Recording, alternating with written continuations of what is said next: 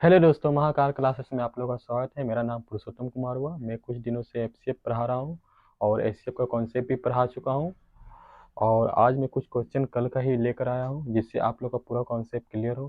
क्योंकि मैं स्लो ही पढ़ाऊँगा और कॉन्सेप्ट के साथ पढ़ाऊँगा और कॉन्सेप्ट क्लियर हो, मेरा ये उम्मीद है। इसलिए मैं धीरे धीरे ही पढ़ाऊँगा और प्लस ऐसा पढ़ाऊँगा कि आप कभी भूलें नहीं। तो आइए दोस्तों, स्टार्ट करते हैं आपका पसंदीदा क्लास। ओके दोस्त, चलिए। तो कल कल क्या बता रहे थे? कल जो बता रहे थे हम, मान लीजिए कल क्या, हाँ, प्रत्येक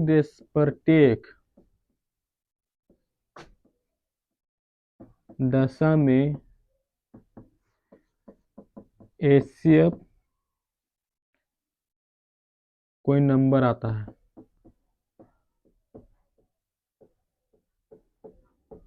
कोई नंबर आता है, कोई नंबर 9, 10 कुछ भी ले लेते हैं एग्जाम्पल के लिए। ठीक है। तो कल के क्वेश्चन में क्या था, कोई भी प्रत्येक दशा में शेषफल मेरा ये आता है।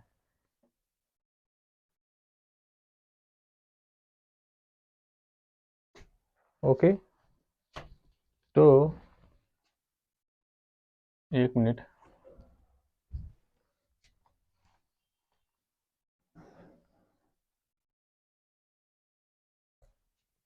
कल क्या लिए थे एग्जाम्पल के लिए? ये 34 है, ये 45 है और ये 23 है। तो कल क्या आया था, प्रत्येक दशा में प्रत्येक दशा में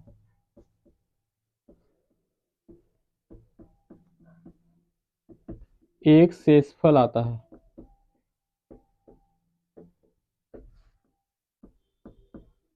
ये कल पढ़ चुके हैं। क्या करते थे, सम में से एक माइनस कर देते थे, है ना, और उसके बाद एचसीएफ निकाल लिया करते थे।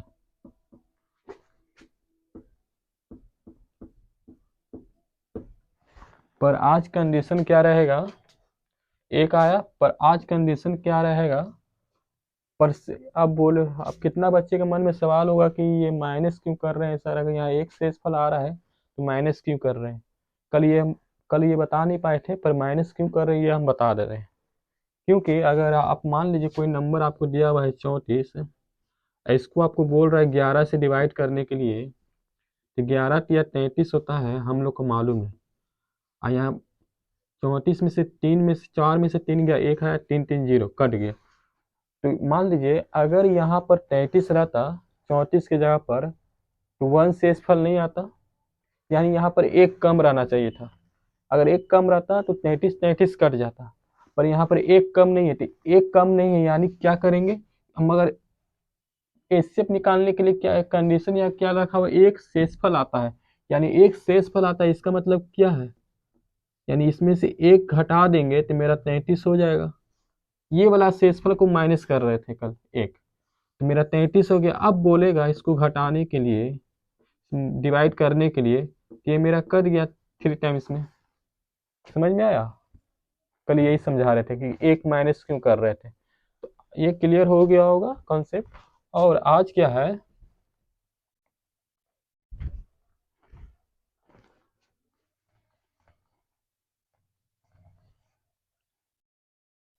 इससे एक क्वेश्चन देख लेते हैं, उसके बाद आगे का कॉन्सेप्ट वो बताऊंगा। क्वेश्चन मेरा क्या है, वो किस क्वेश्चन मेरा पहला है, उसके बाद कॉन्सेप्ट पढ़ा देंगे। किस बड़ी से बड़ी संख्या 351, 524 तथा 697 भाग दिया जाए तो प्रत्येक दशा में समान शेष बचे। यानी 351 नंबर दिया हुआ है और 524 दिया हुआ है और 697 दिया हुआ है। बोल रहा है भाग दिया जाए तो प्रत्येक दशा में समान शेष बचे। तो यहाँ पर क्या कह रहा है दोस्त, प्रत्येक दशा में समान शेष बचे। यहाँ पर क्या प्रत्येक दशा में बच रहा था, एक बच रहा था, यानी सेम बात कर रहा है। प्रत्येक दशा में एक वैसे बच रहा था, यहाँ पर प्रत्येक दशा में समान, यानी एक एक बच रहा है, यानी प्रत्येक दशा में समान शेष बच रहा है। तो क्या करेंगे इसमें, इसमें कुछ नहीं करेंगे, इसमें कुछ नहीं करना है, क्या करना है, जो नियरेस्ट नंबर है, क्वेश्चन क्या पूछ रहा है, प्रत्येक दशा में समान शेष बच रहा है, प्रत्येक दशा में समान शेषफल आ रहा है। कल क्या बच रहा था, एक शेषफल, आज समान शेषफल बच रहा है। प्रत्येक प्रत्येक दशा में समान शेषफल आता है, सॉरी बचता है।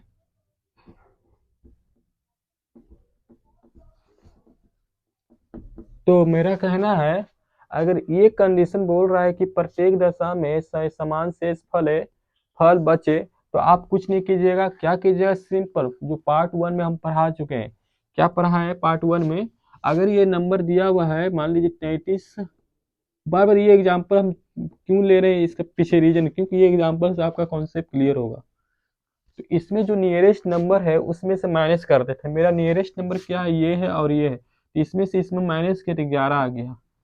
तो पार्ट 1 में ये पढ़ा चुके थे, पर यहाँ क्या पूछ रहा है, कंडीशन अप्लाई कर दिया डायरेक्टली, ये पढ़ा, इसमें कुछ कंडीशन नहीं था, पर अब ये कंडीशन अप्लाई कर दिया, क्या, प्रत्येक दशा में समान शेषफल बचना चाहिए, यानी कुछ नहीं कर रहा है, प्रत्येक दशा में समान शेषफल बचना चाहिए, यानी क्या करना है, जो नियरेस्ट नंबर रहेगा प्रत्येक दशा में, आप ही सोचिए ना, प्रत्येक दशा में समान शेषफल बच रहा है, यानी इसमें कुछ ऐसा नंबर जो है जो काटने पर पूरी तरह कट जाता होगा, कुछ नहीं नीचे बचता होगा, यानी जीरो बचता होगा, इसलिए समान कह रहा है।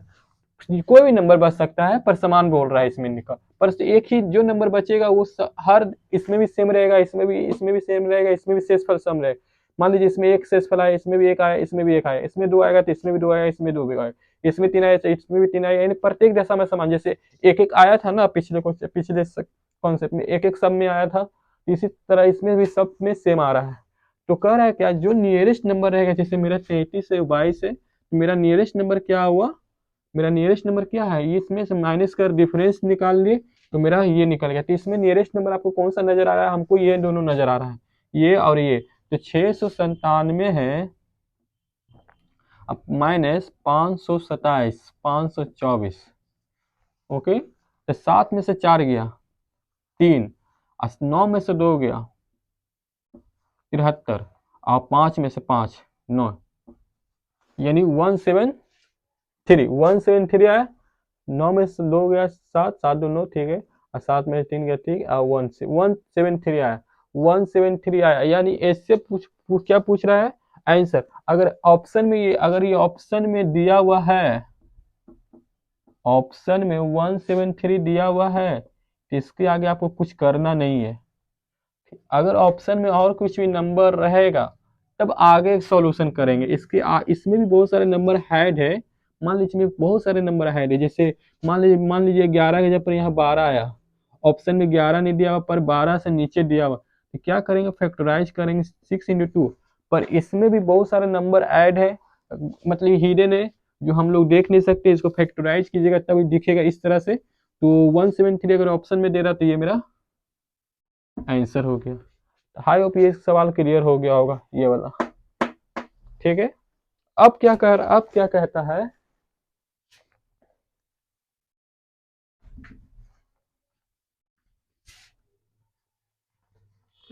हम इजी इजी क्वेश्चन लेकर आएंगे, पर एग्जाम से रिलेटेड ही क्वेश्चन लेकर आएंगे कि आप लोग भार ना लगे पढ़ने में।